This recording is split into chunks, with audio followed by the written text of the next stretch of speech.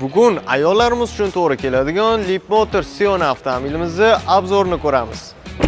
Ushbu avtomobilimiz Tiffany rangda va ayollarimizga asosan komfort kerak bo'ladi. Shu sababdan men sizlarga ushbu avtomobilimizdagi barcha komfortlarini ko'rsatib beraman. Salon qismimizni ko'rishingiz mumkin. Barchasi napa koja bilan qoplangan.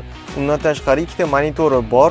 Bu monitor orqali oldingizda ketayotgan odamlarni yoki avtomobillarni ko'rishingiz mumkin bo'ladi. Eng zo'r tomoni, barcha Leapmotor avtomobillarimiz Face ID'si bo'ladi.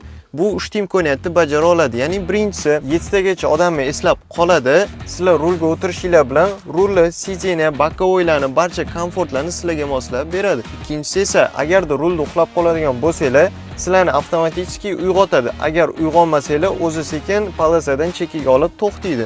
Uchinchi imkoniyati, agarda rulga sizlardan boshqa odam o'tiradigan bo'lsa, u odam mashinani haydolmaydi.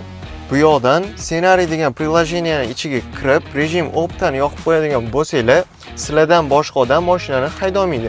Agarda buni o'chirmoqchi bo'lsa, parol terish kerak bo'ladi. Mana tormozni bosaman va D yuraman.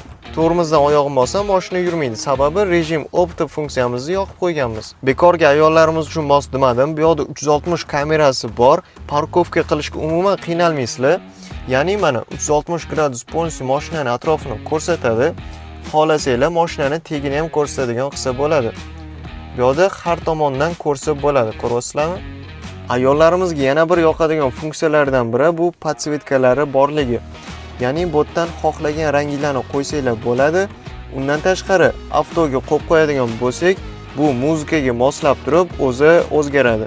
Avtomobilimizning orqa tomonini ko'rishingiz mumkin. Juda ham chiroyli. Bagaji elektropривод orqali ochiladi va yopiladi. Bagaj hajmimiz juda ham katta. Bu yoqda qo'shimcha yuklarimiz uchun yana joylari mavjud.